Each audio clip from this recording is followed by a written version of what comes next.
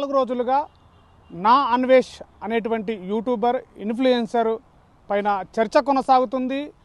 అన్వేష్ మాట్లాడినటువంటి మాటలు రాష్ట్ర వ్యాప్తంగా దేశవ్యాప్తంగా కూడా దుమారం లేపేటట్టుగా మీడియాలో చర్చ కొనసాగుతుంది.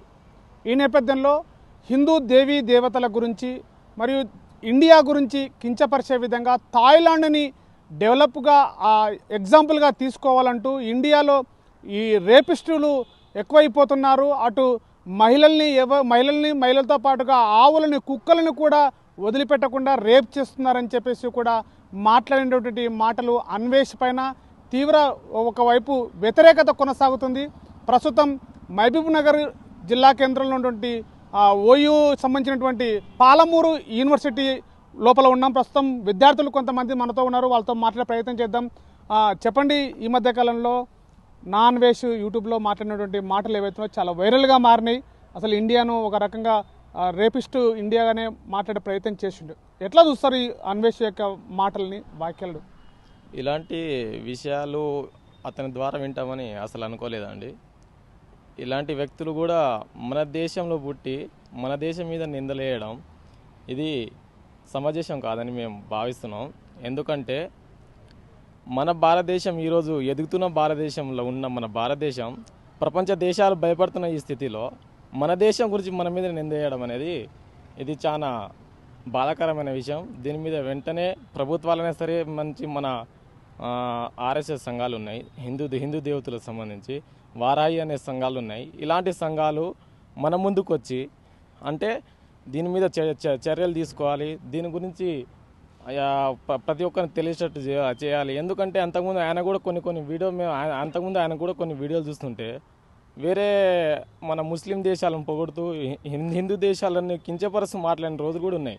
అప్పుడైతే సరే ఓకే ఇడిచిపెట్టినాం, ఏదో ఒక విధంగా ఏదో ఒక చేస్తుండు అనే అంటే బయట దేశాల గురించి చెప్తుండు అనే ఒక విషయంలో ఇన్ని రోజులు ఏదో చూస్తుండట్టు ఇడిచిపెట్టినా సరే, కానీ ఇప్పుడున్న పరిస్థితిలో ఈ విధంగా మన దేశాన్ని కించపరిచి వేరే దేశాలను పొగడడం అనేది ఇది సమంజసం కాదు.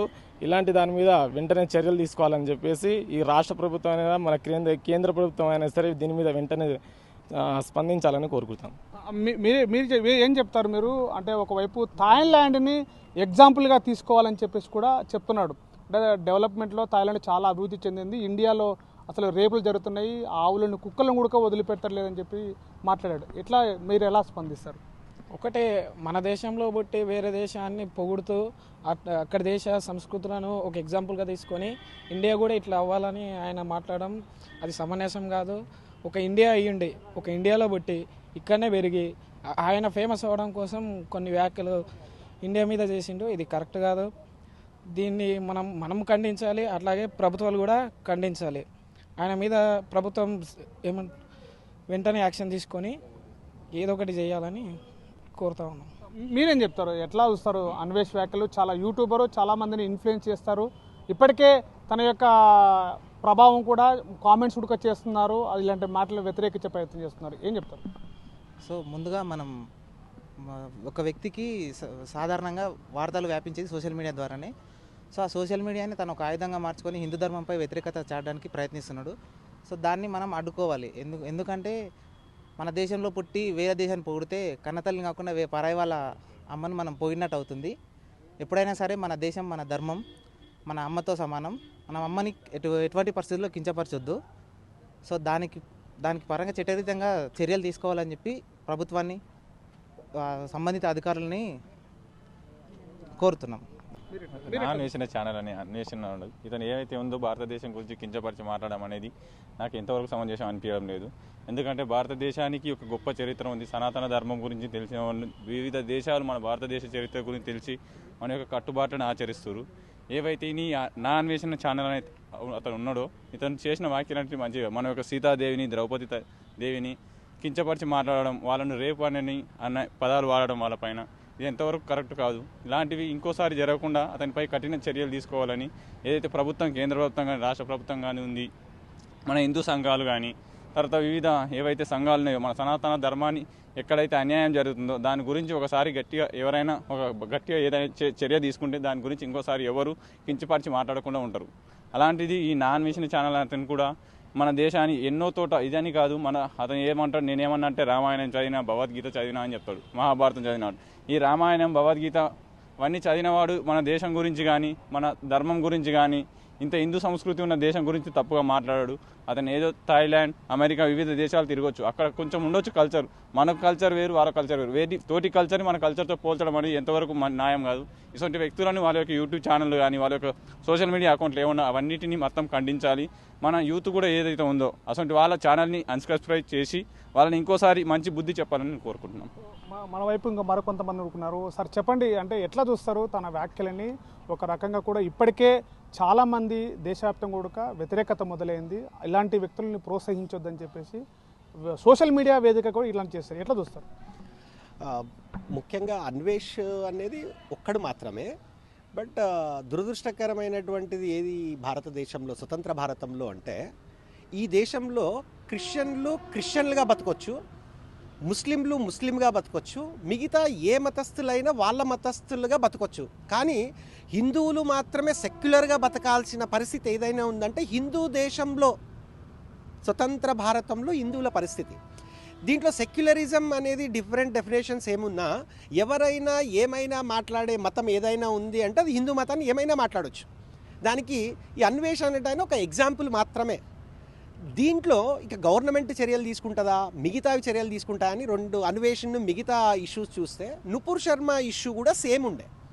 ఆమె ఒక మతంలో ఉన్నదాన్ని ఏదో కోట్ చేయడం, దాని తర్వాత సుప్రీంకోర్టుకు వెళ్ళడం, తర్వాత జైలు అనేది దేశవ్యాప్తంగా ఈవెన్ ప్రపంచవ్యాప్తంగా ఒక రకమైనటువంటి వాతావరణాన్ని క్రియేట్ చేసింది. అదే అన్వేష్ మాట్లాడిన ఇష్యూ ఎక్కడి వరకు ఉంది అంటే ఇది ఓన్లీ కొన్ని వర్గాలకు సంబంధించిన ఇష్యూగా చూస్తుంది. కానీ ఇది సనాతన ధర్మానికి సంబంధించిన ఇష్యూగా చూడాల్సిన అవసరం ఉంది. ఎందుకు సనాతన ధర్మంగా చూడాల్సిన అవసరం ఉంది? ప్రపంచం ఎప్పుడైతే చీకట్లో ఆవరించబడిందో అప్పుడు నిత్య భాస్కరుని వలె ఉషోదయాలతోన తన ఉనికిని చాటుతున్న ఏకైన దేశం ఏదైనా ఉంది అంటే అది భారతదేశం మాత్రమే. ఇట్లాంటి విలువలు కలిగిన సమాజాన్ని సృష్టించిన భారతదేశంలో అదే విలువల పైన దాంట్లో ఎపిక్స్గా పిలవడుకునేటువంటి కొన్ని కావ్యాలపైన, అది మహాభారతం ఉండొచ్చు, రామాయణం ఉండొచ్చు, ఏదైనా ఉండొచ్చు, అది నిత్య జీవితంలో ప్రతి హిందువు ఆచరించే విధంగా ఉన్నటువంటి క్యారెక్టర్స్ని క్యారెక్టర్లెస్గా మాట్లాడడం అనేది ఇది ఏదో ఆకస్మికంగా జరిగిన సంఘటన కాదు. ఇది ఒక వెల్ ప్లాన్డ్గా సిస్టమేటిక్గా చేసినటువంటి దాడి అని, సంస్కృతి పైనటువంటి దాడి అని నేను అనుకుంటాను.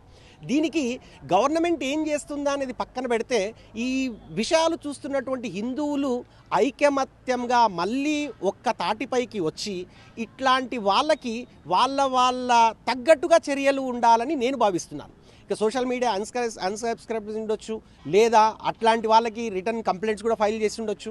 Already 2-3 complaints already file. So ఇట్లాంటివి అన్ని రకాలుగా చేస్తే ఇది ఒక మెసేజ్ను మనం పంపించినట్లు అవుతుంది. చివరగా ఈ సనాతన ధర్మం లేదా హిందువుల యొక్క ప్రత్యేకత గురించి ఒక చిన్న ఎగ్జాంపుల్ చెప్తా.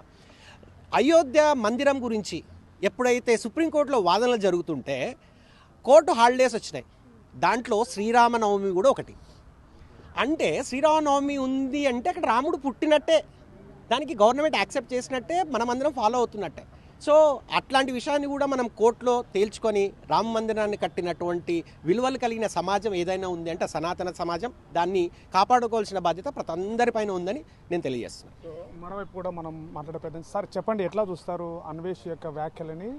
ఒకవైపు కూడా యూట్యూబ్ పేరుతో కూడా కొన్ని లక్షల పైగా కోట్ల రూపాయలు సంపాదించినటువంటి అన్వేష్ ఇలాంటి వ్యాఖ్యలు చేయడము చాలా రోజుల నుంచి కూడా చేస్తున్నాడు. ఇట్లాంటి మాటలు చాలా మందిని ఇన్ఫ్లుయెన్స్ చేయగలుగుతున్నాడు. ఎట్లా చూస్తారు ఈ వ్యాఖ్యలు? అంటే అతని ఉద్దేశం ఏంటంటే, ఇప్పుడు ఒక దేశాన్ని చూయించి ఆ దేశం బాగుపడుతుంది, ఇంకో దేశం బాగుపడతలేదనే ఉద్దేశం అతనికి ఉంటే, కొన్ని వ్యక్తిగత క్యారెక్టర్ అయితే ఏదైతే ఉందో దాన్ని దేశానికి రుద్దడం అనేది కరెక్ట్ కాదు. అంటే ఒక వ్యక్తి బాగుపడ్డాడు, ఇంకో వ్యక్తి బాగుపడలేదు అనే దానికి ఎన్నో కారణాలు ఉంటాయి.